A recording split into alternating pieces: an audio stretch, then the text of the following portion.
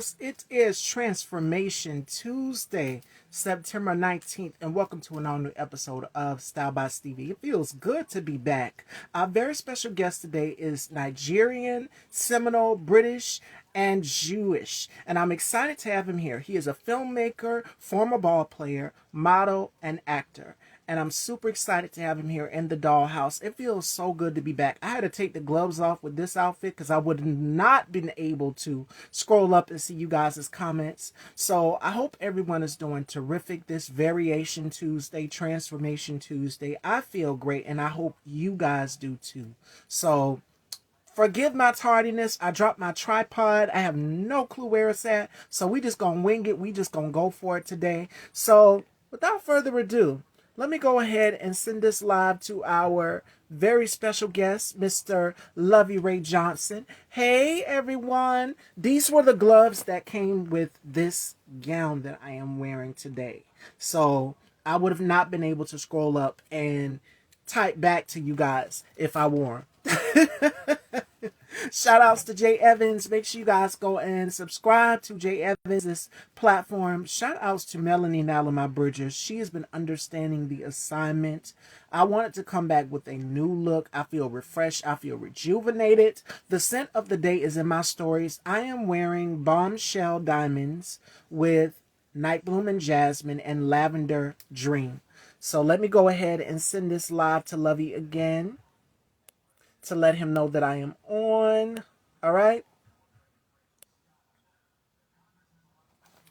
So that we can get this started. I'm super excited for today's show. Now, we were supposed to do an episode of Tete-a-Tete, but something came up, Fashion Dolls. So next Tuesday we'll resume. And of course, I'll be opening. It'll be my day to do the topics. So me and Manny will be back next Tuesday. Make sure you guys are following my stories. Also, I've been doing a lot of posting in the stories. Head on over and subscribe to Style by Stevie Daytime if you have not. So you will be able to check out everything. All right. So let me go ahead and message Lovey again. I think it's because he's on his laptop. He might not be able to see it. All right, there he is. All right, Fashion Dolls. So without further ado, let's welcome our incredibly talented, handsome, spectacular special guest. I mean, this man is the ultimate hyphenate. He's also played basketball, so we'll get into that through this interview as well too. And I hope you guys are all doing awesome. You look gorgeous. Thank you. Again, these are the gloves that came with this outfit that I'm wearing. So I couldn't wear it because if I did, I wouldn't have been able to swipe up and see you guys' comments. All right, so let's get into it.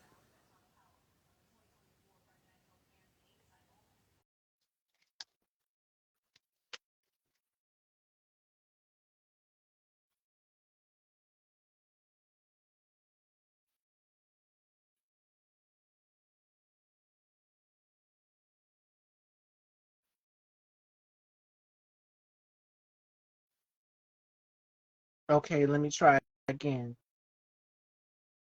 I'm not sure what is going on.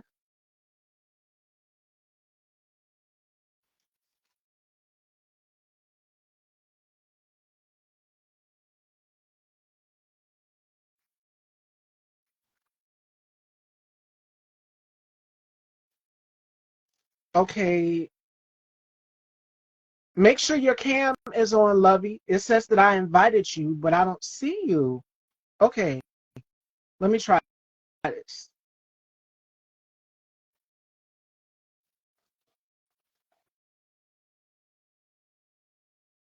It says unable to join. Let me try again.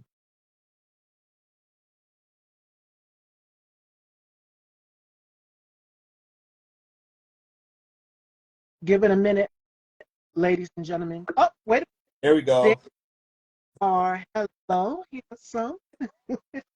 How are you doing? I'm doing great. It is such a pleasure to have you here. Happy Variation Tuesday. Yes, thank you so much for having me. I appreciate it. Yes, it's such a pleasure to have you here. So before we get into this interview, how has 2023 been for you so far? You know what? I'm gonna be honest with you. It's the same as I take every day. And people ask me, how you doing today? And I say that I have no complaints because I woke up this morning. So Yeah. I'm grateful. I'm grateful that I'm being blessed to have more days. That's the way I look at it. So 2023, life is going to treat you the way it's going to treat you. It's all about how you respond to it. So, I'm taking one moment at a time. All the time. That's good to hear. So let's get into your background. Are you mixed with a number of things? Nigerian, Seminole, British. You've got so much in your background, but let's go way, way, way back to the beginning. You grew up a bit of an army brat. So tell us a little bit about your upbringing growing up into your start into acting. Um, well, I, I grew up. I grew up living around the world. My mom married a new guy, and he was an army guy, and we traveled all over. We lived in Germany for like 4 or 5 years, which was really it was a great experience, because most Black folks don't get a chance to experience those types of things. And I was at one time able to speak some decent German, and it was a great experience. So I loved it. Then we came back to the States, lived in Texas, where I went to junior high and high school, and then I ended up getting a scholarship and going to Oklahoma City University. Um, First, I went to Howard Junior College for 1 year. Then I went to Oklahoma City University for 3 years. Graduated in 2000, right there at the start of the millennium, the new millennium, and played some pro basketball in England. Um, and then we had life happen, had some things happen that totally changed the trajectory of what I had thought was going to be my life. But every time we make plans, God laughs at us. So, um, so no, I ended up. We had a death in the family that totally took me away Sorry. from sports, and I had a lot of struggles, personal struggles, and I'm not afraid to say that. At that time, when especially being as young as I was, we don't know how to deal with those types of things, and I became a full blown alcoholic. I mean, like literally, and everything kind of fell apart when a couple loses a child. When a couple loses a child, that's something that's really hard to bounce back from. Um, Sorry. I take, I don't regret anything. Everything to me happens for a reason. And getting out of basketball brought me into the entertainment industry. Um, but I had actually always taken like theater classes when I was young. I loved because I could go in there and just cut up, and I could do whatever and not get in trouble, to a degree. So and not really understanding that was a part of my personality until I got into acting, and then I got into producing, and I was writing as well. So yeah, up until this point, I've been an independent filmmaker, and I've chosen to do it the hard way, being an independent filmmaker, so I could do my best to control the narrative of how Black men are seen, you know, Yeah. and because that's important to me. So and so now we're at this point now where I started. I got three short films that are all award winning across the world. I have probably about 80 awards between three of those films, and it's all told. It's all having Black men in favorable lights. Now we're not perfect, not by any means. That's a part of life. It's a part of who you are. Nobody's perfect. But it does show I've been able to tell some great stories, especially I'm really proud of the Western that I have coming out soon. So, it's a really unique story. I've had other Black folks see the trailer and they be like, I didn't know there were Black cowboys.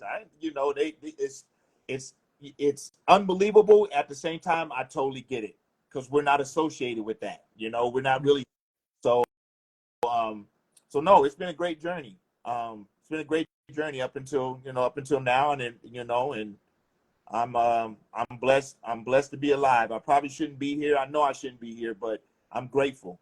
I'm grateful. So You should. You have a purpose. And you've mentioned Black Westerns. I did an interview with Ty Grandison Jones. You guys know him from Harlem Nights and CB4 and Con Air. And he was talking about we should have a Black Western. And we talked about The Harder They Fall. We seen that. And it's just like these cowboys, Black cowboy stories are never being told.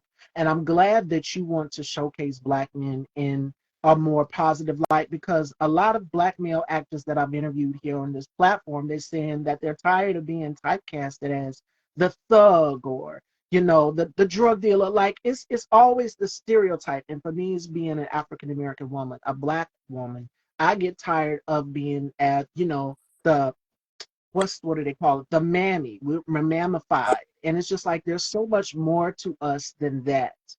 There's so much more to us than that. So I'm glad that you want to show a range. And speaking of range, you played a plethora of characters. I've watched one of your reels, and the one that took me out the most, I'm a Halloween baby. And this is one movie that I would not watch with the lights out, and that is Amityville Cop. You gave me my entire life when he said, oh my God, they keeps coming. What happened? Somebody, get somebody. So you were running, and it was like you were running towards the camera. And I said, oh my God, Jesus. I need to cut the lights on to watch this.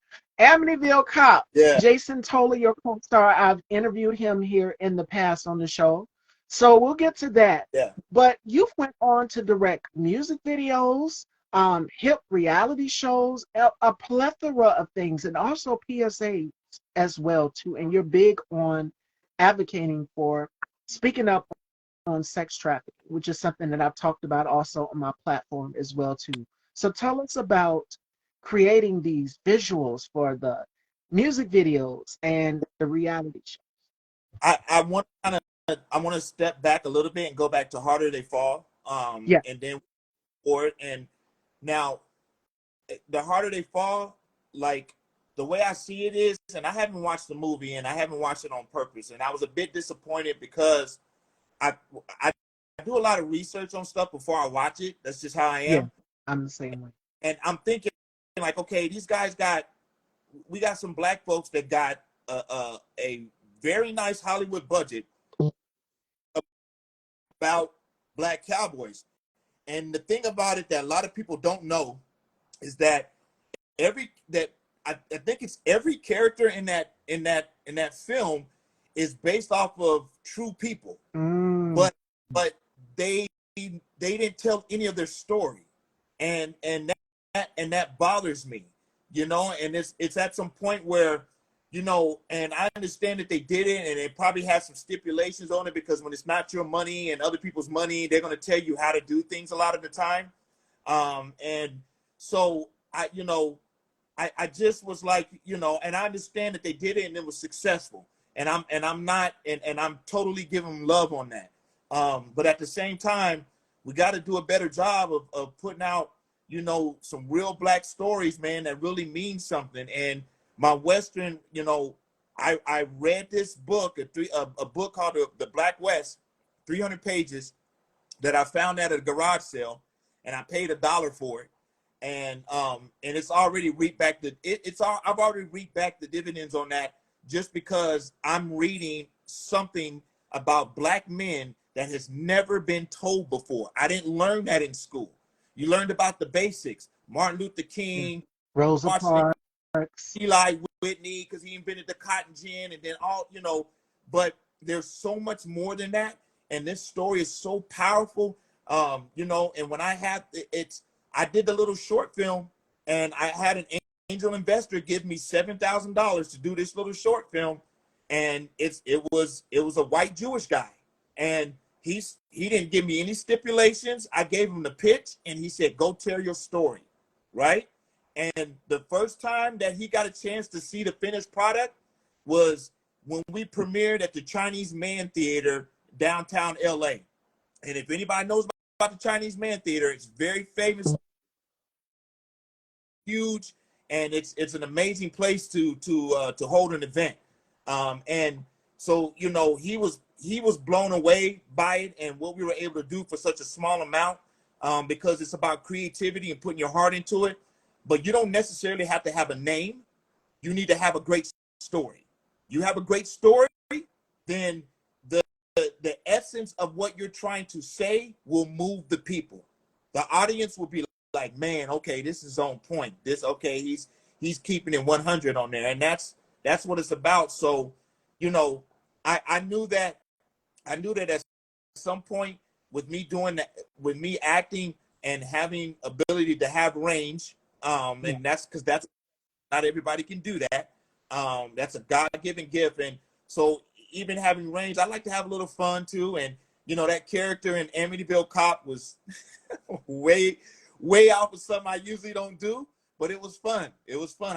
It was a fun 4 or 5 days. I shot that thing. So, you know, it's I, I feel like that as people, especially as Black people, that we represent each other whether we want to or not. So you get one person that has a bad experience with one Black person, they will equate that with every other Black person that they meet. That's just that's ignorance. But you know, we can't help that, you know. And then other people are smart enough to be able to separate and say, no, I had a bad experience with this person. They happen to be white. I had a bad experience with this person. Not every white person I meet after that's going to be the same way. But you know, you obviously have your guard up, right? But you're willing to give people the benefit of the doubt, and that's what we have to try to do through whatever platform we're giving. You have a platform, Stevie. This is your platform that I'm on right now, right? And you are blessed to have this platform. You do a very good job. I've done my research on you. I've seen how you do your show, and so you want to put forth. It's not all about your agenda. You're trying to connect the world. You're trying to connect the world as best you can. And with my platform happens to be the silver screen, you know. So and I love to tell stories. So why not tell great stories that are actually true, and you're not changing it just because you don't want to hurt people's feelings, you Right. know.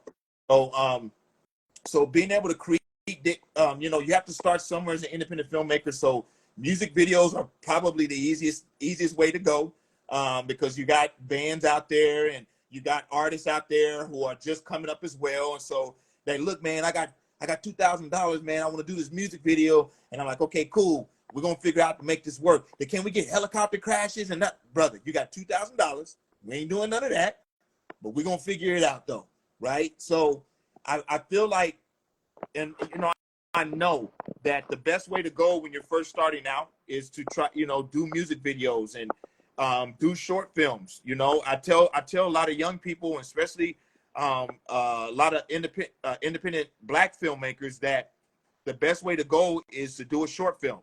Oh yeah. And yours, you created that short film. So that short film is a little business. It's a little LLC. That's basically what it is. Now it may not shock the world. It may not have, you know, 36, you know, first place awards or whatever around the world, but you started somewhere. And if you don't start somewhere, you won't get anywhere, you know. And learning how to be patient. That's one of the hardest things to do, because you see everybody celebrating around you and you feel like you're missing out and people are leaving you behind. But remember, slow motion is better than no motion. So even if it feels like things aren't moving ahead fast, you know, maybe that's because you got some other stuff you need to finish first before you get blessed with something else, you know. So as Black folks, it this has just been my experience. I feel like every time we do something, no matter what it is, it has to be platinum, pristine, gold, perfect. We don't get the opportunity to make a mistake, right? And that may be true across the board on most things, but there's some opportunities you get where people will say, you know what, this ain't perfect, but it's close. That young brother or that young sister, she's got some talent. He's got some talent, right? He's got potential. She's got potential. Potential means we just aren't there yet, but we have to see somebody else that looks at that potential. That guy that handed me a check for $7,000, right, and said, go make your film. And before I took that check from him, Stevie, I said, hey, now listen, you may not never, ever, ever, ever, ever, never, ever see this money come back to you ever again. Do you understand that? And he said, Lovey, I'm not worried about that. He said, what I've observed is that just watching you over these last 2-3 months and how you interact with people, you're here at 5 a.m. in the morning. If you apply a tenth of that effort to this film, and I said, sir, I'm gonna cut you off because I don't apply a tenth of an effort to anything. It's balls out. It's go big or go home. You put your best and your whole heart and soul into everything you do. And he said, that's what I want to hear. And so that $7,000 turned into 36 first place awards around the world. And that got me in front of another angel investor who gave me $45,000 to go shoot a pilot to make it just a little bit bigger. You got to start somewhere. If you create it, they will come. But you have to be willing to take your time, trust the process. The best thing I ever did was surround myself with people who were smarter than me in this business so I could learn. I had to trust them.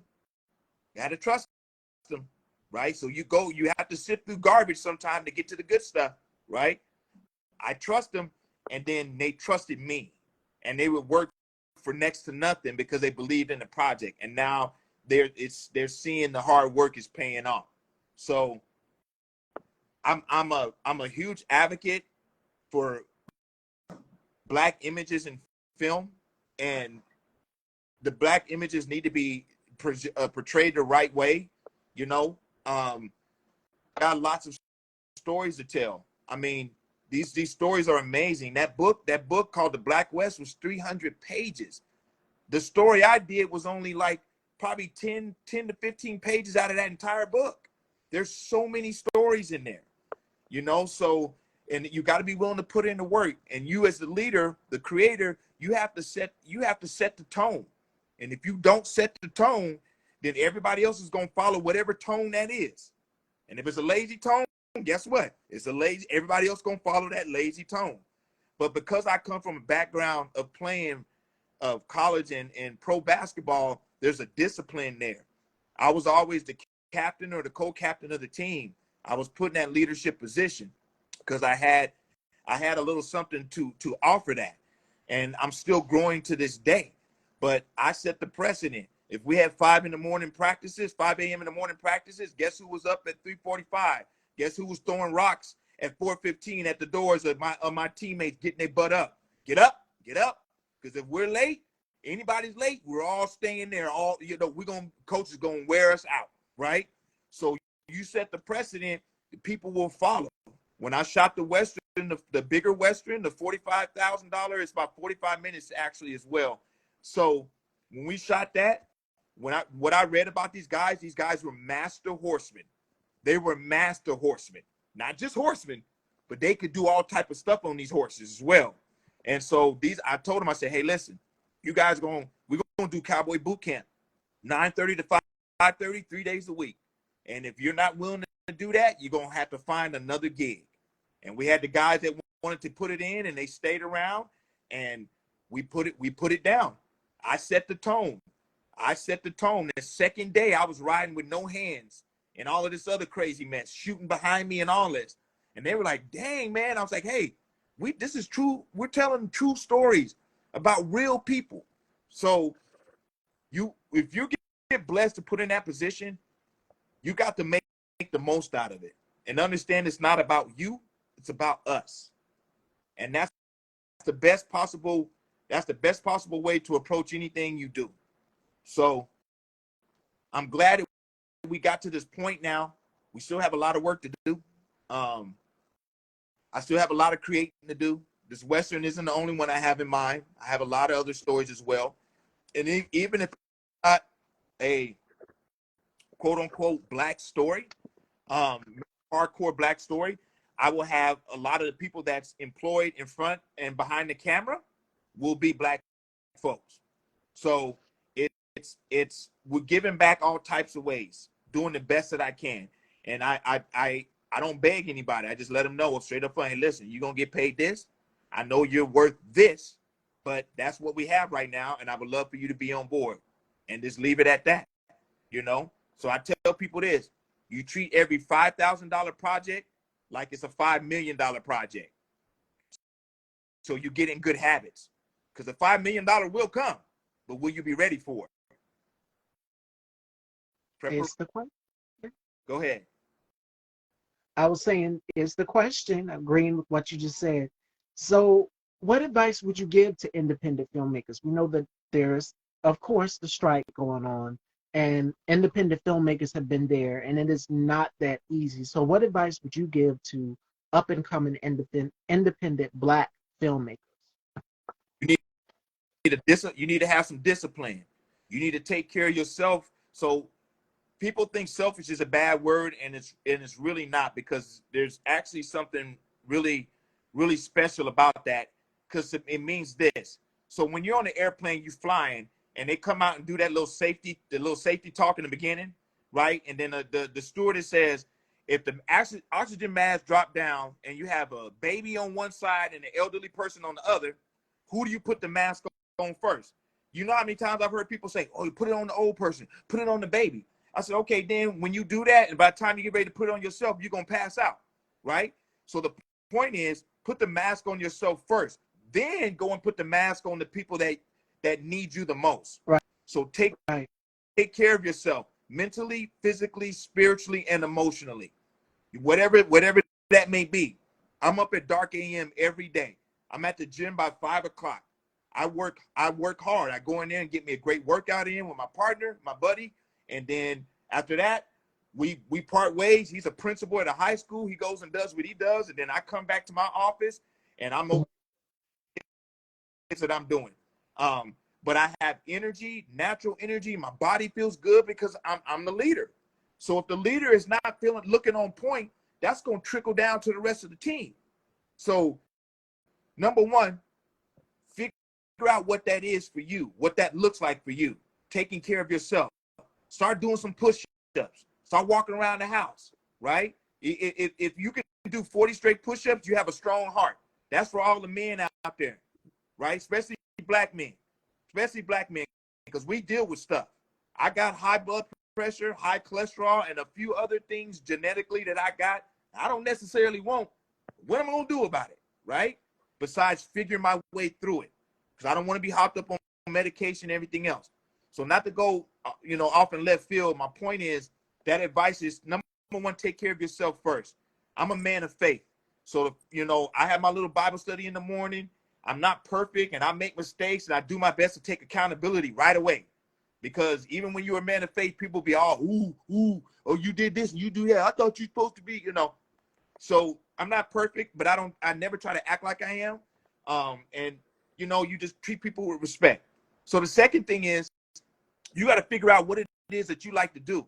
Now, if you're a cameraman, but you don't know how to direct and you don't know how to write, well, then you need to go and befriend other people in the industry that know how to do that. You need to slowly build your team around you. If you're a director, but you can't write and you don't have a camera, then you need to go and befriend some of these other people that do have these different skill sets. And so when you have that skill set, you all sit down, say, listen, I got this idea for a short film. It's going to be about 10 minutes. It's going to take us about 3-4 days to shoot it. I need to raise $2,000 or I need to raise $3,000, whatever. And then you sit down with that team and y'all figure out how to make this thing happen, right? Go into your neighborhood, the places that you frequent in your neighborhood, the little mom and pop shops especially. Hey, how you doing? Listen, I've done this. The grocery store right across the street from where I live, I went over there. They know I'm a filmmaker. So they're like, hey, listen, what can I do to get, like, if you guys donate like a couple cases of water, right? What can I give you credit and all that? And the manager's like, man, yeah. Matter of fact, we're allowed to do some donations every month, a certain amount. So yeah, boom, boom, boom. Just sign your name here. Those two are yours. Give us credit if you want, right? Or there's a pizza shop owner that I knew. So I went in there. I said, listen, I'm an independent filmmaker. I live right in the area. I got a shoot coming up. I was wondering if maybe if I do a spec commercial for you, for your business, and then you can put it on the internet, you can put it on YouTube, on your website. Would you mind giving us some pizza and salad for a couple of days, right? And she was like, yeah, let's do that. And I came in there, filmed her commercial about 4 hours, hooked her up. She hooked me up when I needed, had the pizzas delivered and the whole time. So it's about going out, and these people don't look like me. So you got to be willing to talk to people in this industry, because you're going to work with people that don't look like you.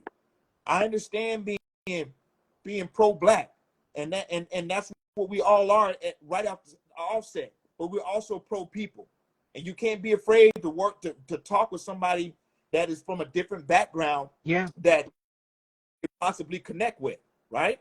And then you never know what that you and that person could do together, because differences aside, that color, when in the grand scheme of things, doesn't mean anything if you're doing something together and everybody's with the same mindset and has the same goal, right?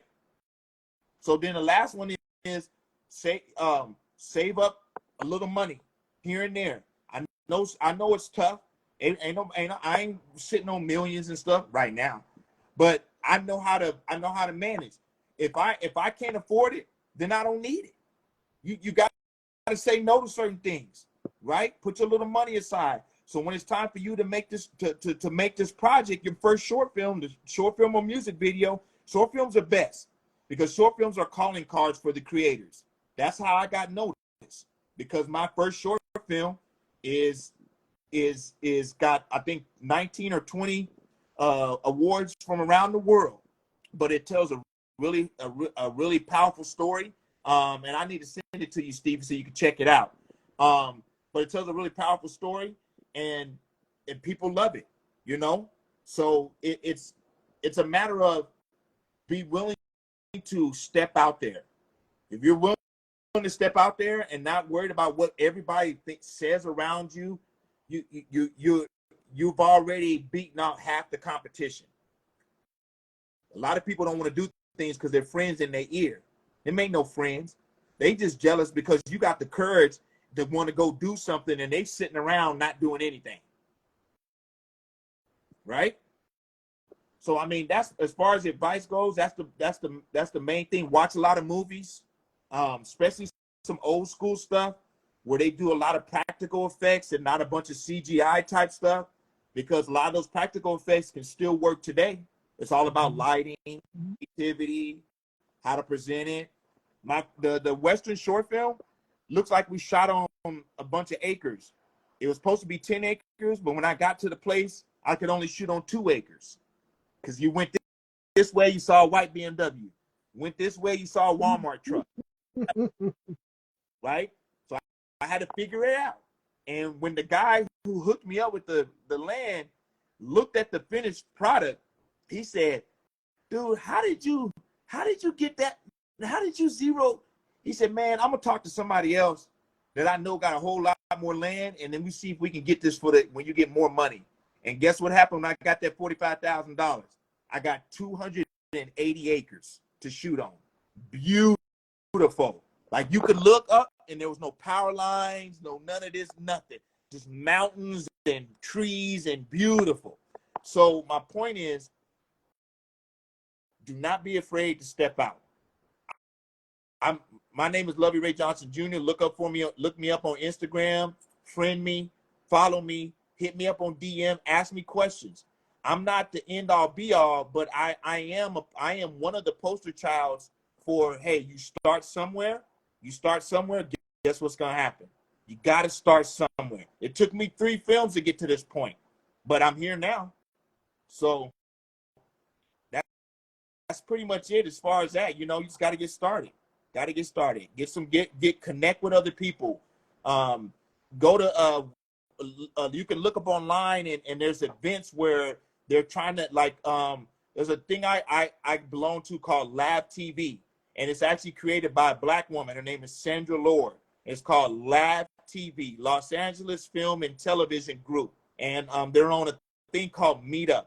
But look it up, Sandra Lord, Lab TV. I'm giving y'all some nuggets. Look this up. They hold these Zoom meetings. They get all these different people on that are in the industry, and then they let you guys talk. They put you in different little Zoom rooms, and you talk. You tell them what your needs are, what you want to do. You never know who's willing to help you until you get out there and actually try to talk to somebody. So that's kind of the gist of that. You know, you got to get going, got to take a step. Absolutely. And sometimes change can be scary, but there are people that are willing to help you. And I've had to put my ego to the side. When I first started this platform, I thought I knew it all because I started young. I Right. started right after high school with this platform in 2014. And I started off very cocky, very arrogant, like I knew it all, but people were giving me suggestions. I was like, I got this. But now, with me being about to be 30 and an aunt, I'm just like, okay. You kind of have to reevaluate and be willing to accept constructive criticism and be willing to listen and hear everybody else. And now I'm at that point in my life where I'm able to hear people out. I'm willing to take suggestions and improve and work and collaborate with other people, which I'm open for collaborations. I love it. Well, that's great to hear, because that's a mindset that I think is missing today. A lot of people want shortcuts to hard work. There are none. You gotta put on your hard hat, pack a lunch, and get ready to get down to business. It's that simple. You can't cheat the game. No matter what game it is, you can't cheat it. Well, you can, but your results will be fast and they will fall apart equally as fast, right? People will know if it's genuine or not, right? The people are a lot smarter, especially the internet, man. They'll tell you apart, man, if you ain't on point. They'll find something. Trust me. So, being upfront, like you said, and learning to take constructive critique will take you so far in life. It's ridiculous. I've had to hear things that I didn't want to. I've had the people tell me things I didn't want to hear, but I needed it. So, like, I'm 10 years sober of alcohol this year. Haven't had a drop. Haven't had a drink of alcohol. I asked God to take that taste out of my mouth, and then and being at my cousin's funeral, my first cousin's funeral, he was 35 and died of a stroke. So, In the, and now he was in the military, but he was 18 years, 5 tours. He was a GI Joe badass, like literally. But a lot of the times, when you leave that war, the war doesn't leave you, and you pick up vices because you just want to stop that stuff in your head, right? And that's what he did. He picked up alcohol. But at that funeral and seeing that 21 gun salute and the jets fly over and all these people and the flag being folded up and handed to the mom, and it was overwhelming. And I was like, man, I need to change some things. And then from that, once I left that funeral on the way home, I decided I'm not ever drinking again. I'm done. Said, God help me. I want to do this thing cold turkey. I'm done. And so it was a blessing too, because once that alcohol left, I had these other health complications that came up because the alcohol was numbing that. It was dulling that, and I never knew what was going on. And all of a sudden, I see all these things come up, and I'm like, whoa, whoa, whoa. And it was an eye-opening thing. It's not like I'm mad at my my family, because it is what it is. It's like you're playing poker and they give you them 2 cards. You got to play with the cards you're dealt. So alcohol was one that I stopped, and my wife was like, you're going to the doctors, and went to the doctors and got all these different tests. And I'm encouraging Black men out there, please do not be afraid to go get tests done. Okay, be reasonable. I understand why the Tuskegee experiments and stuff from back in the days. I understand. There's a long history of why Black men, especially, and Black people, do not enjoy going to the doctors, because of there's some bad blood, some bad history. But if I hadn't taken that opportunity to do that, I wouldn't be sitting here with you today, Stevie. That is literally that simple. Because like I said, once I started finding out, once I stopped drinking and all this stuff started to come out, the doctor was like, let me give you a great example. I took a cholesterol test. Now, do you know what normal cholesterol is, Stevie? Normal level? mm-mm. Normal level is 200. That's normal. Okay. Now black people and black and brown people have, and it's scientifically proven that we carry high blood pressure and high cholesterol, and that's a genetic thing. Well, my cholesterol was so high, it was 1,034. Yeah, that's exactly the look that my doctor had. Matter of fact, he had me take the test twice, but he thought it was a lab mistake. And he asked me, how am I walking around? And I said, well, I stopped a year and a half ago. My wife, bless her heart, she got me a gym membership, which is the best thing I ever got for my birthday. One of the best things I ever got. And I started working out again and getting back into exercise seriously.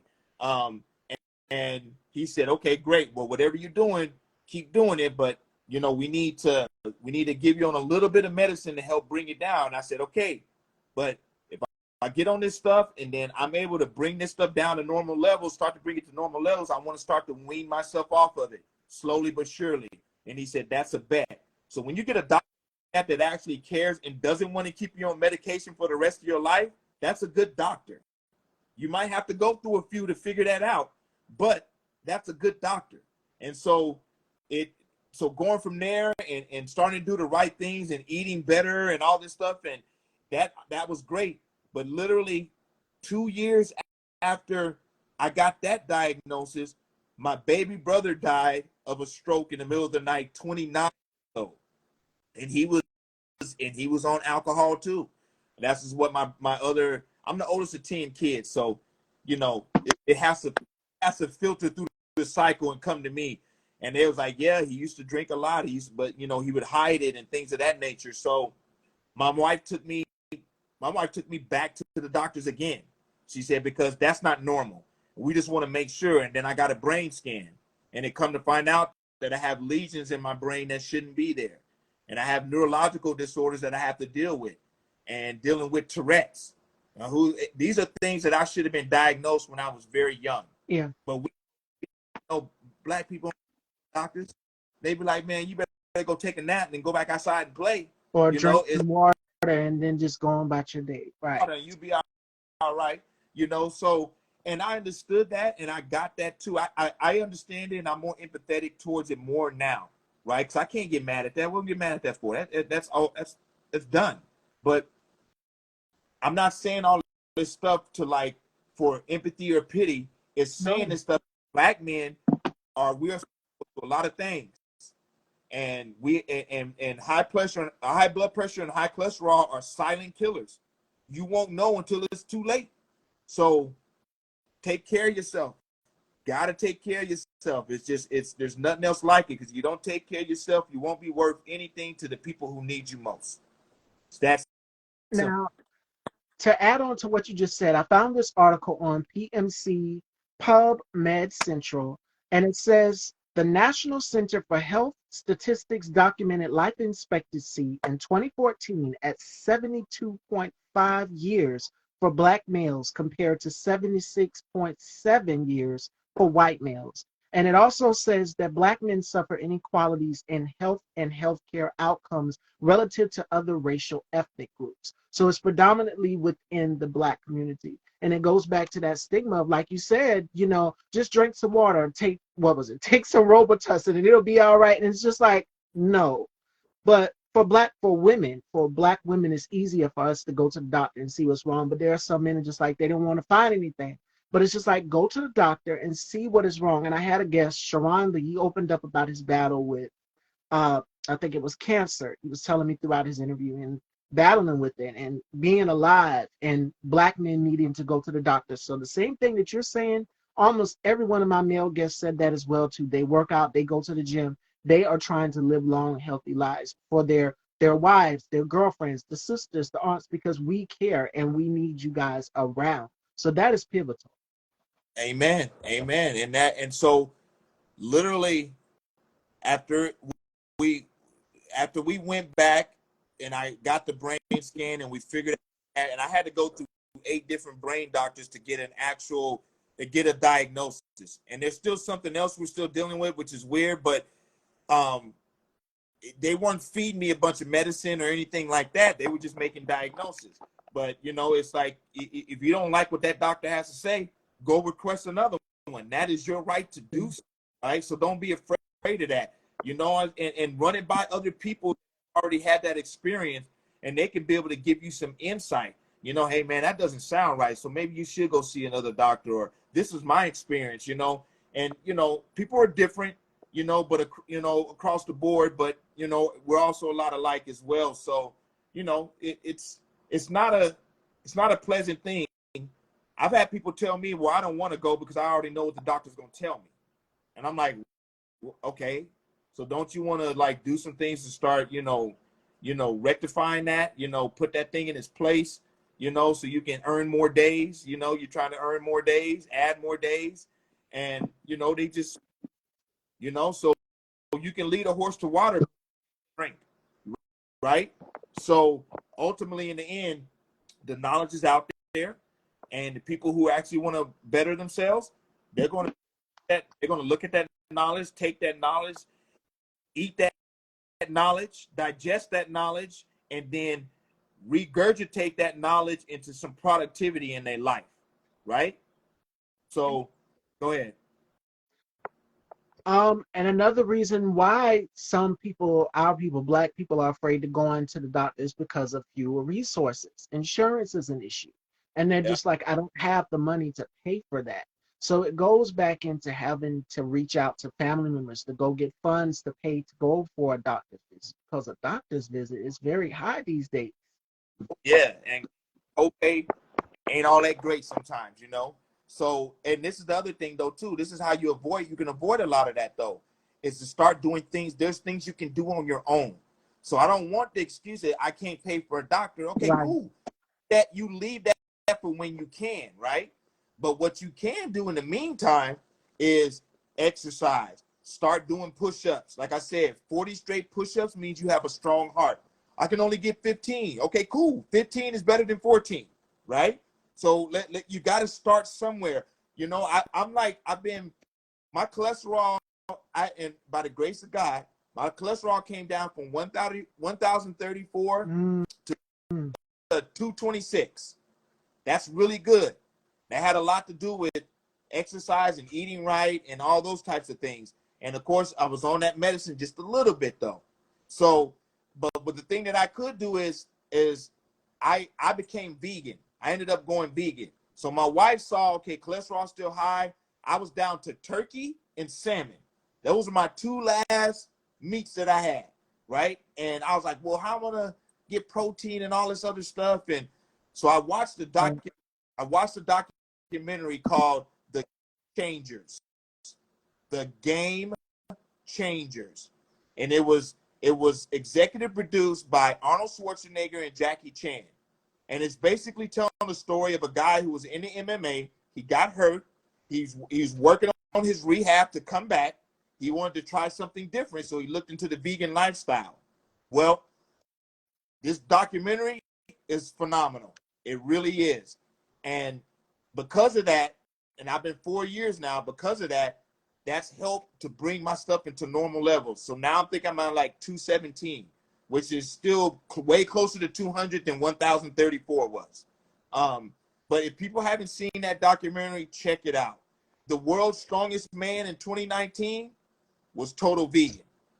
Those guys, if anybody's ever seen those shows, those guys are carrying boulders, moving cars, and most of those, and 99% of those guys are freaking eating steaks and everything else, right? Because that's what they do. They bulk up, and then they lift a lot of weights. But you can make it happen being vegan, and don't worry about, well, what I'm gonna do with this and what I'm gonna do with that. Right. The NFL team, the Tennessee Titans, a couple of years ago, the whole offensive line. Now the offensive line are usually guys who are like 6'5" and 300 pounds. The whole offensive line went vegan for one season, and they had their best season ever in the history of the Tennessee Titans. So my point is, there are options out there that you can start to do things that will help turn your situation around before going to the doctor. And then when you finally do get to go to the doctor, guess what? you're gonna start to get ahead of that thing, and the doctor's gonna ask you, so what are you doing? And if Mm. he's gonna be saying, okay, yeah, you should be exercising. I met a surgeon, a neurosurgeon. That's for the brain. I met a neurosurgeon, and when he found out that I was vegan, he said, thumbs up, man. He said, I back that 1,000,000,000%. He said, I think that is beneficial and huge, man. Keep it up. So this is from a guy in the medical community. He works on people's brains. And he's saying that eating vegan, you don't maybe not have to go total vegan. Maybe you replace one or two days out of your week with just being vegan, you know? So you have to make changes. Don't expect people to make changes for you.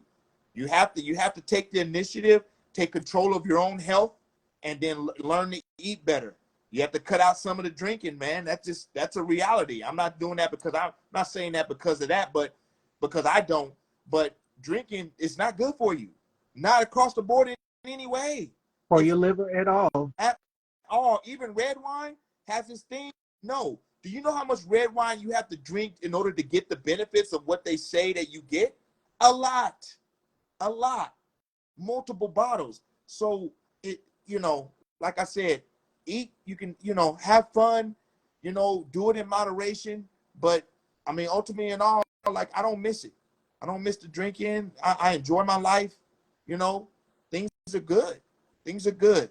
So you got to take care of ourselves. We have to do a better job, because people information, you have to go out there and search for yourself. And you said push up, honey. I'm gonna do me a push up and go straight to the kitchen and get me a bowl of peaches and cream ice cream at the end of this interview. That's my push up right there.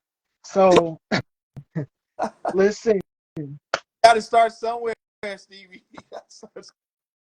I ain't mad at you. I ain't I mad still at want to be able to fit in my dresses and my gowns and stuff like that. So I make sure that I am careful with what I eat. I don't consume too much of it, especially fried foods. That's the worst. That'll get you right there. And I'm in South Carolina, so down here, barbecue is a big thing. We know the Southern hospitality, the collard greens, macaroni and cheese, those things, especially when Thanksgiving rolls around, is big for us down here in the South. But I'm just like, I had to cut back. My mom says you need to intake more fruits and vegetables as well too.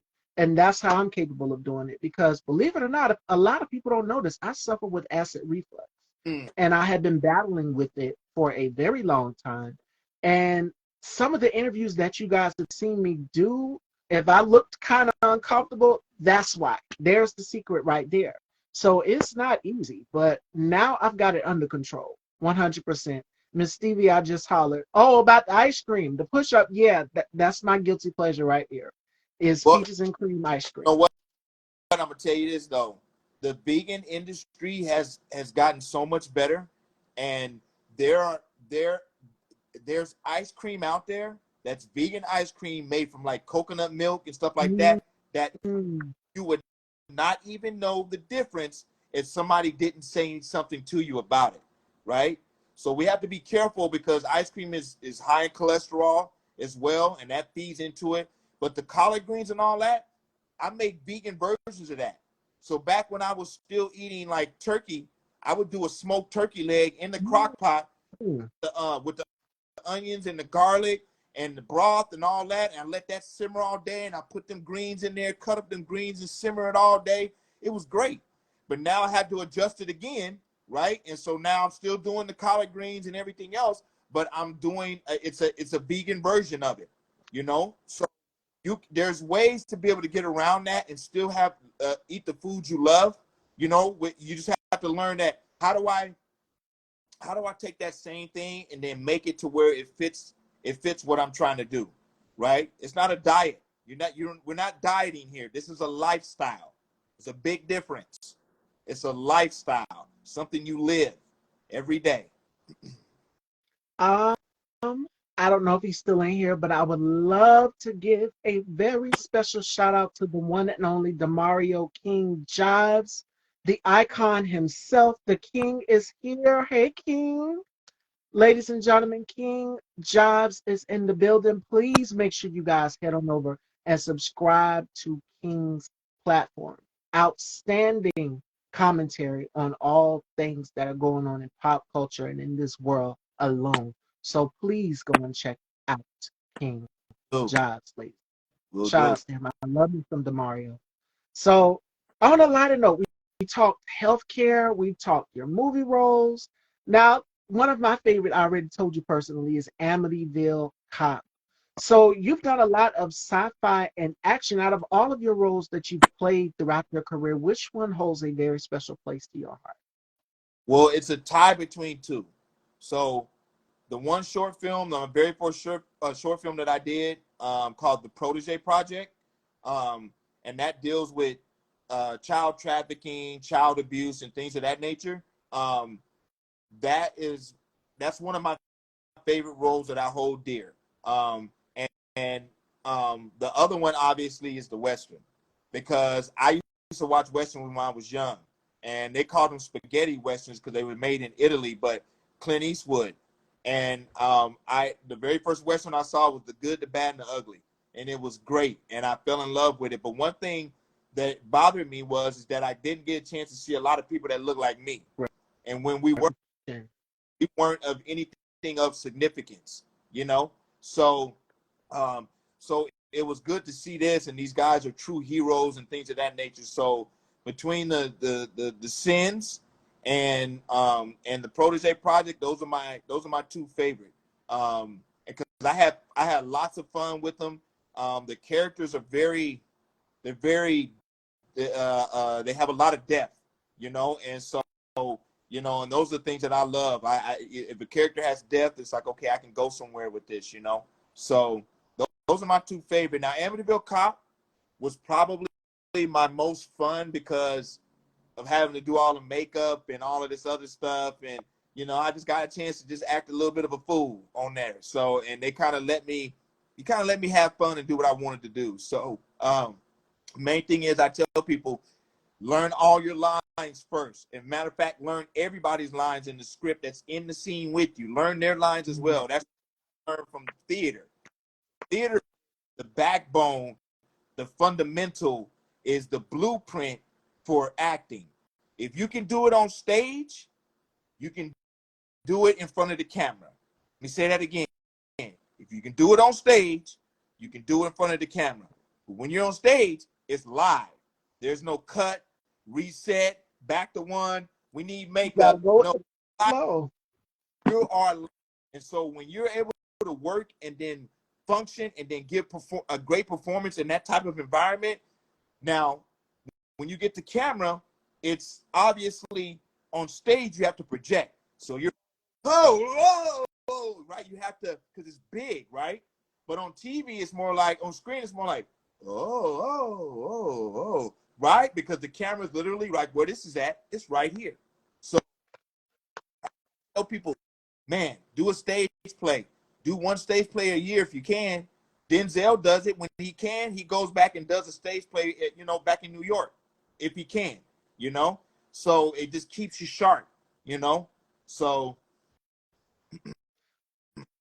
Throughout this summer, I've seen the rise of Black actors doing Broadway all throughout New York, in the New York area. The Piano Lesson by August J. Wilson, Latanya Richardson, and Candy from the group Escape also had production quality behind the scenes on this project right here. And there were some well-known actors in these projects. And what shocked me was seeing people who looked like me on Broadway, and just the representation across the spectrum yep. throughout each and every scenario. So that was incredible to me to see that. That, and I applaud that as well. Like I said, like, we're starting to get in spaces where you normally don't see us, where they didn't give us access to. And so I tell people this: they didn't want us to play they didn't allow us to play in the sandbox with them fairly. They allowed you to come in, but it really wasn't fair, right? But so you forced us to basically go out and build our own sandbox. So now we have our own platform to go. But guess what? For the most part, we're gonna come let you play with us too. But it's special over here. We're doing something different over here, right? And so you got to come in with a mentality. This is about the team. This is about the main goal, which is getting the project done and getting it done well, getting it done right. You know, so that's huge. I did see a few things about that lately too, is with the rise in that, and like I just think that's phenomenal, man. That right there is just going to produce great actors, great thespians, right? And that's what we want. We got to be on when we're on camera and we're putting out feature films and TV shows. We need to be able to have the same type of production quality and acting quality as everybody else, as Hollywood. It's got to be. Hollywood is a good measure, because even though they put out a lot of garbage, because they put out a lot of garbage, their stuff is still most of the time on production quality for sure. You know, so that's my 2 cents when it comes to, you know, making sure that we're prepared when we get these opportunities. You know, because somebody else, if you ain't, somebody else is sitting right behind you, and they're thirsty, they're starving, they're ready, they want that opportunity. So just because you're thirsty and starving and you want that, will you be ready for that? Mhm. That is the key thing with getting into this business, because a lot of people think this, oh, I can get in front of a camera. No, it's a lot that goes on behind the scenes when it comes to production, when it comes to directing. And I'm going to go back for a minute to what you just said. When you're on stage, like how we're live right now, this will go up on my channel. This is in the moment, this is real. Now, when you're in person in front of a live audience and you mess up, the audience will be able to catch up to you. The key trick is to, if you forgot something and mess up, let it go right past their head. They won't even know the difference. You got to keep going. Whereas if you're on set and okay, that director says cut, there Reset, we go. back to one. Okay, everybody, all right, and take two. You know, in the theater. So for the most part, the audience in theater, they won't know that you messed up, but everybody that's with you in that play will know that you messed up. So that's why it's good to learn everybody's lines. So in case, and it's happened. I've seen it. I've done theater. And the biggest one I did was Amistad, and that was now that, as far as a role that wasn't on camera and everything, that was phenomenal. I loved it. But my point is, learn everybody's lines, because we did have somebody mess up, and it's a lot to remember. It's a lot to remember. But I knew the line, and then I knew the whole script, and the other guy knew the whole script, and we did it so smooth to where we went right past it. Then that person picked it back up immediately, right? But that would have never happened if we weren't on point, right? So being prepared, you got to put in the time, people. You got to study. You got to study. You got to know your stuff. So that's important. That is key. All right, fashion dolls. We're going to have some fun with Lovey, and then we're going to take some questions from the viewers as well. The first game we're going to do is called the Rapid Five. And Lovey has to tell me 5 things that he can't live without. It can be his family, his favorite football team, uh, his passion, motivation, goals, and then we're going to do something called Turn the Tables. And this is where my guests get to ask me questions, as many as they want. It can be on anything related to fashion, just life in general, whatever they're curious to know about Miss Stevie here, all right? So we're going to get into the rapid five. Okay. What are 5 things that Lovey can't live? Well, number one, faith. I can't live without my faith. Can't live without my family. Can't live without my wife. She's a godsend.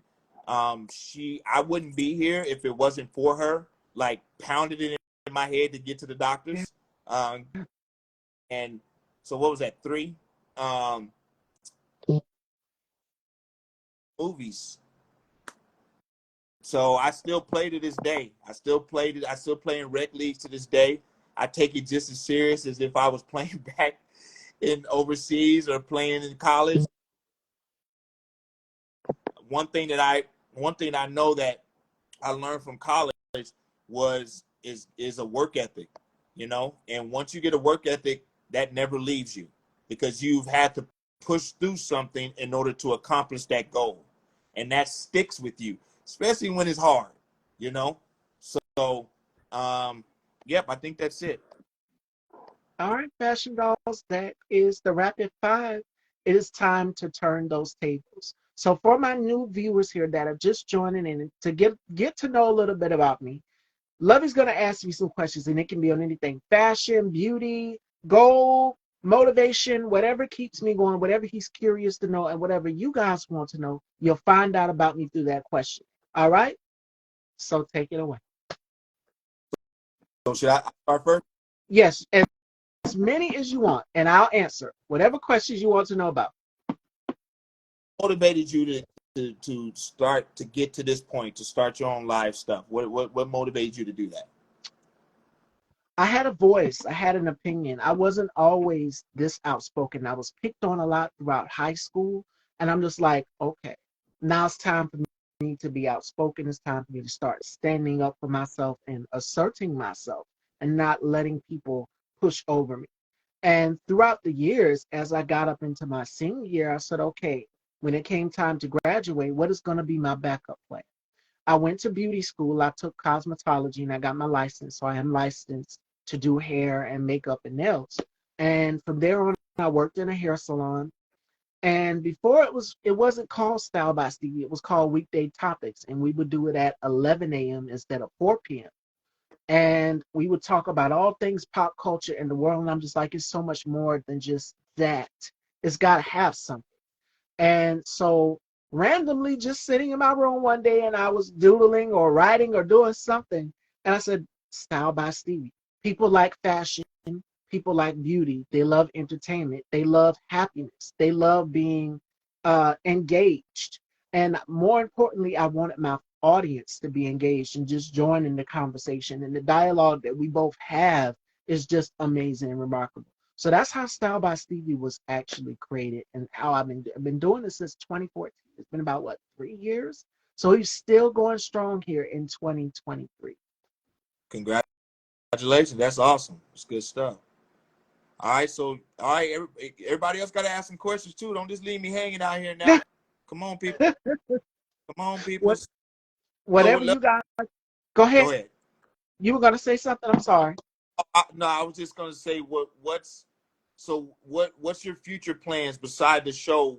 What do you see as far as like taking whatever you want to do to the next level? What does that look like for you? Well, I would love to have my own network. And speaking of talk show hosts, I know a lot of people ask me this question: who inspires you as a talk show host? I would have to say the first woman of color or black woman to have a talk show would have been Della Reese, and then Oprah later on came down the line. So I would love to be like the next Oprah and have my own network where I put black filmmakers, black producers, black directors, all things black, because we know that in this business, it's like we shine a light on it for a little bit, yes, but it's so much, it's like a plethora of independent filmmakers out here, film writers and producers that do their own projects. And I'm like, why are they not getting that exposure? So that's what I will be doing on my platform. That's what I'll be welcoming. Of course, Style by Stevie will be there so people can watch, but I want to give other people of color, other black people, an opportunity as well too. I've always been the girl's girl. So yeah. So I just had to. So it would be an actual, a real BET, like what BET used to be, Yes, like yes, because BET now, that long time ago. that's what I say about the current BET. That's my thoughts. But ooh, bad girl. Let me stop. That's what I thought. Because I'm like this. I'm like, if you want, it's we have to do a better job, like you say, of having these platforms, having these spaces available for people like us to be able to put our stuff out there. You know, it's like we're not trying to always. They forced us to be able to have separate black things because they didn't want to share and treat us equally. That's the way it is. So now we're about to figure it out. So don't get mad once we figure it out and now you mad because we got our own thing. You know, Right. we had Oh, drop it. So ask me a question. Go ahead. I'm sorry. what's Miss Stevie's favorite fashion magazine? This Jay Evans. My favorite fashion magazine, Vogue. Vogue has been around for years, since the 1940s up until the late 90s. Vogue is timeless, so I would have to say Vogue. And then Vogue Italia. Okay. BT ain't BT no more. It's not, the dynamic is not the same. It's not what it used to be. So I'm sorry if it seems shady, but it's not. I mean, people have been wanting to say it for years. Come on. Okay, think about this. MTV, which is music television, doesn't play music videos, right? So it's the same. We're on this. It's the same vicinity that we're talking about this thing, right? You know, so it's some of those I'm seeing. They're pushing a lot of things that is more of a detriment to our community than helping the community. You know what I'm saying? So you know, a lot of this stuff we're writing, and it's a little ridiculous to me. So you know, you don't have to be like everybody else. At all. It's so much facets to us. In the BET back in the day, the classic BET, they would even have their own films. Now they're just showing other films, like, okay, Friday, we've seen that. We've seen almost every Tyler Perry film there is to name today. Give us something different. And the BET, the classic BET back in the day was timeless. So that's my thoughts on that. Well, you know what? It's an opportunity for somebody like yourself, talented person like yourself, with the ambition and the vision. So if you don't have the vision, you know, you've got the vision. So it's not a matter of if, it's a matter of when that's going to happen. That's the way to look at it. It's the only way to look at it. And it'll happen. You'll be in the right space at the right time. You never know. You never know how that's going to look, because, you know, they say there's like maybe 200 or 300 channels on cable. For what? For what? Why are we paying for 300 channels? I'm not going to watch 300 channels, right? So that lets me know that there's plenty of space out there for people to do something. Plenty of space, you know? PBS is still going on. PBS been around since like the dawn of time, it feels like, right? So if PBS can still stick around, and they're more of a nonprofit than anything, shoot, come on, man. You know? So you can do it. You can do it, Stevie. Jay Evans says no videos at all at MTV or MTV News. That's another thing BET used to have, is the nightly news. They don't do that anymore. Good one, Jay. That's a good one, Jay. That was a good one, Jay Evans. I like that.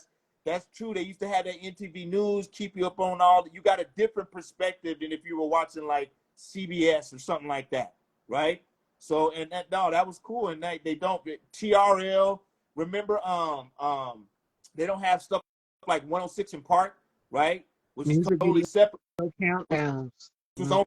Hey, 106 in Park was that, man. Come on now. MTV didn't have anything on that. That was the best show where you could come on there. They had cool hosts, right? And all the artists coming up every week.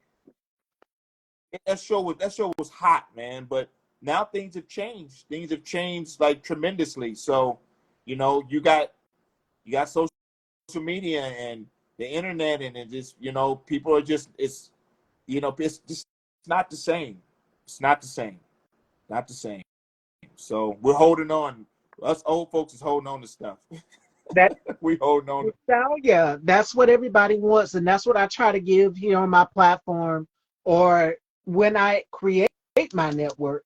We put it in the future. When I create my network, it's going to be that nostalgia, all of the things that people missed, going back in time. That's what people want. They to capture that essence of that timeless moment alone. That's real talk. That's real talk. Real So yeah, talk. all of the things that used to be there on BET and MTV and all these other networks, they're not there anymore, because, like Lovey just said, it's streaming. It's about the streams. It's about the views, uh, viewership. and social media, Twitter, Facebook was and then so many others, so forth and so on. 106 in Park was amazing. I know, right? And then what I loved about that show was the audience participation, how they included the audiences, how they interacted with the audiences, and the audience got to interact with the artists as well too. So that's what I like, that live feeling, like with TRL as well also. Oh, they did remember on 106 in Park where they used to do the rap battle, and Oh so they yeah. had the upcoming artists, right? They were trying to get their name out there and stuff, and they would come on there live and they give them a beat and then have them, do some stuff. I mean, you don't have that right there. You had people hungry, like they were trying to make it, and they would, that it was fun to watch it. It was like the Black American Idol, like literally before American Idol came out, because that was before American Idol 106 in Park. So it's just it's a different time. Things have changed. Music has changed. It's not like I like my playlist has gotten older and older now. So I've literally went back to like the Isley Brothers and Earth, Wind and Fire.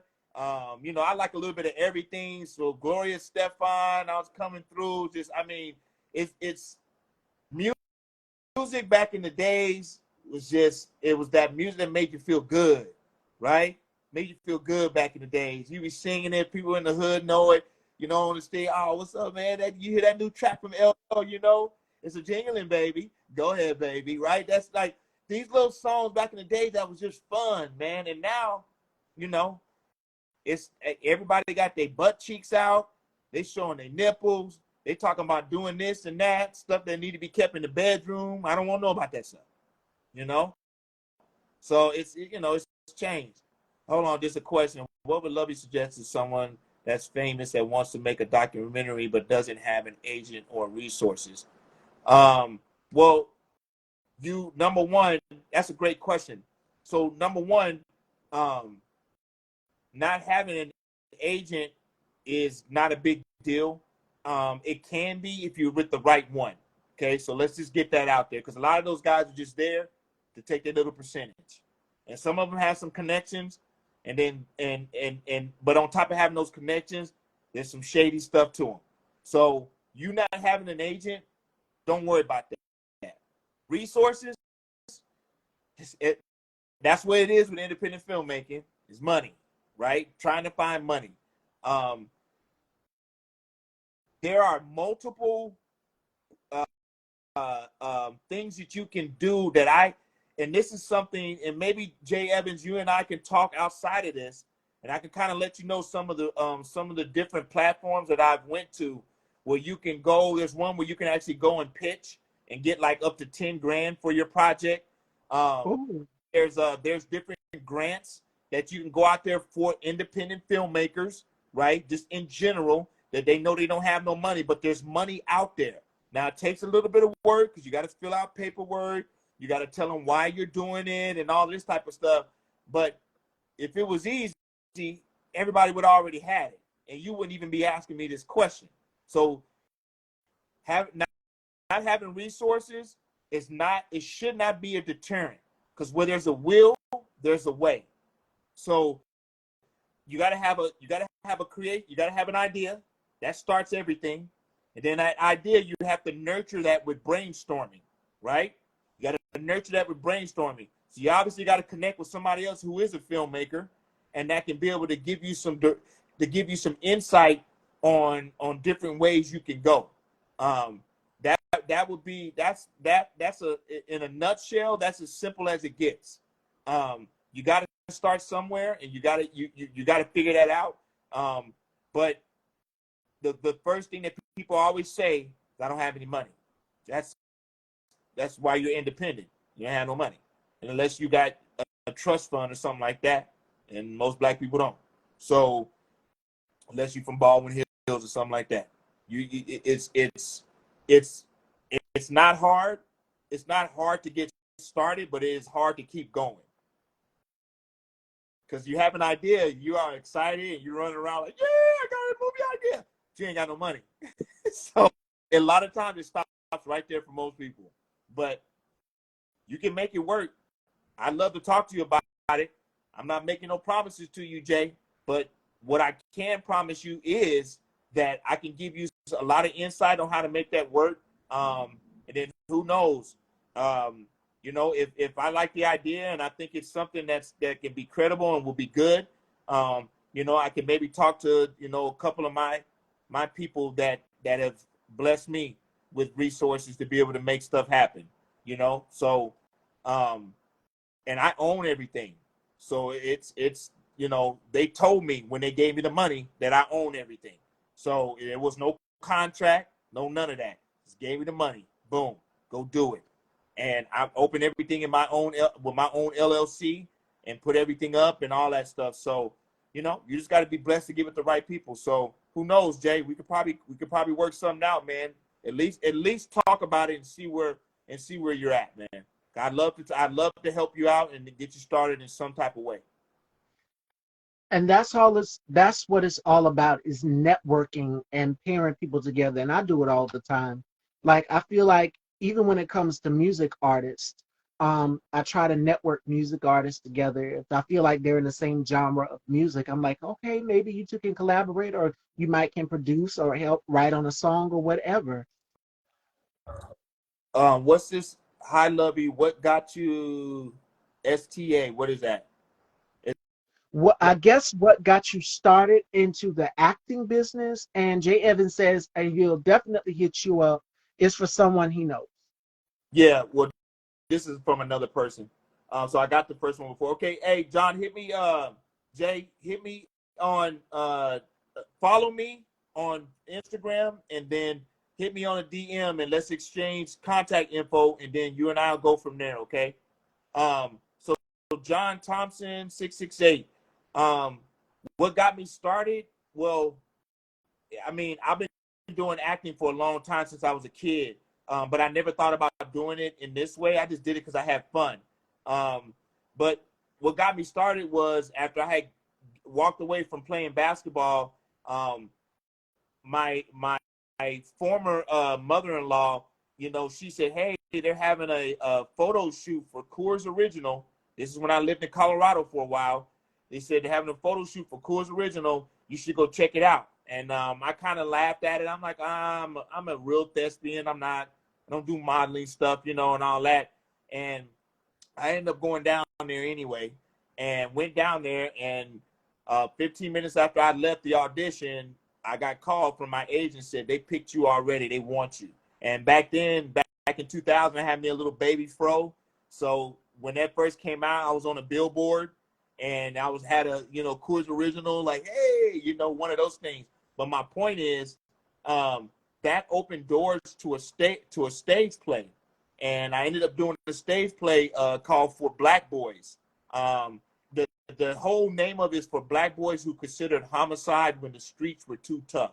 And I had the lead in that stage play, and that opened up that just kept opening up doors. And then I went to a talent agency, and signed up with them, and they would find me gigs, and they get their little 10%. And I would just go on auditions all the time. I was always going on auditions, memorizing my lines. I did commercials and all that type stuff, and I just got my feet wet, and it just kept going. So, um, and then here I am to this day. So I hope that answers your question, John Thompson.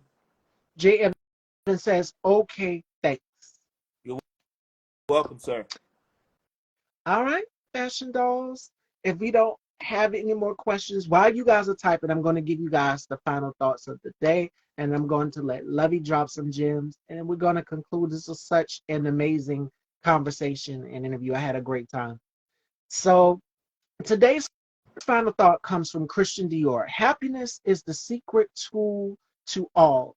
It is the real reason that beauty is attractive without happiness.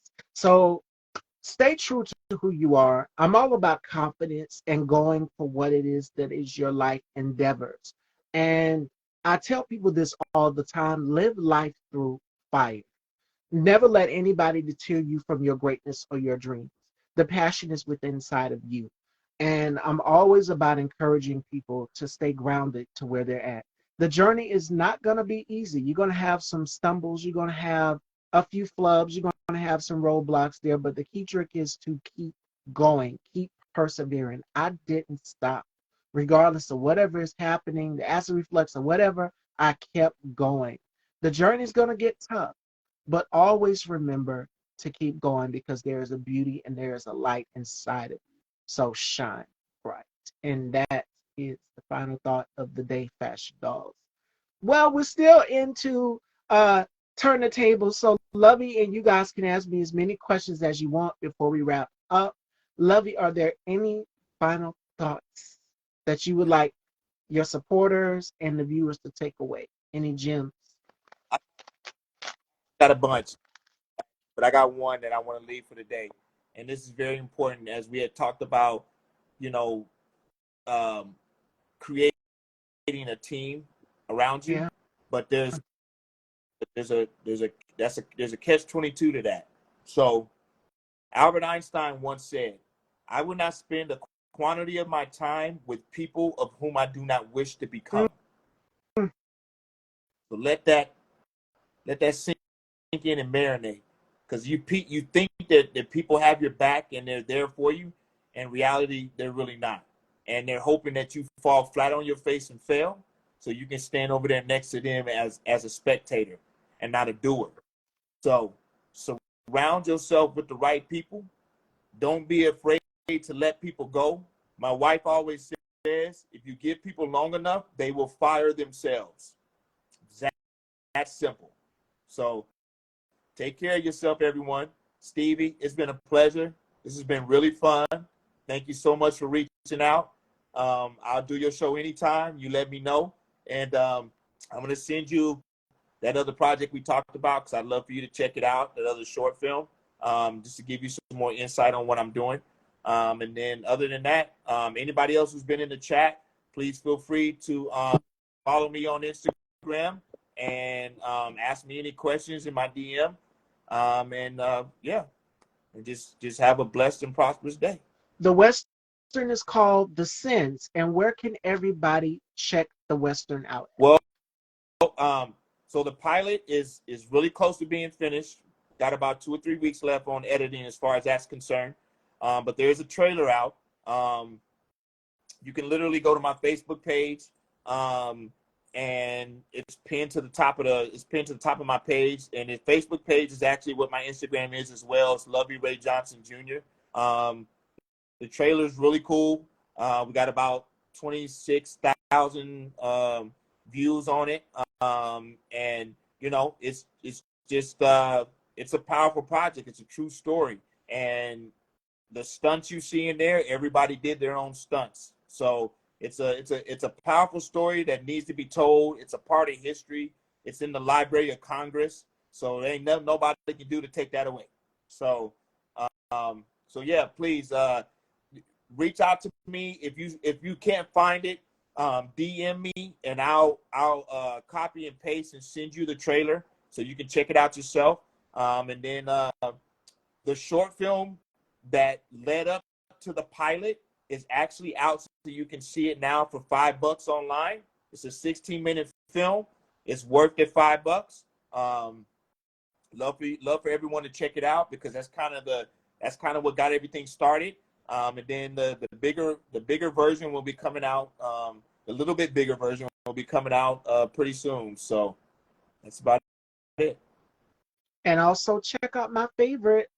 We know that my birthday's on Halloween, and Halloween is next month, October. So for all of my horror film lovers, be sure to check out Amityville Cop. You'll see Lovey like never before. Because like I said, that one scene where he was running, and he's 6 foot, he's tall. So imagine that, trying to run away from him, this evil cop in down the hallway. I can't give it away, but you guys go and check that out. Yeah. Joining me tomorrow, we have Rico King, ladies and gentlemen.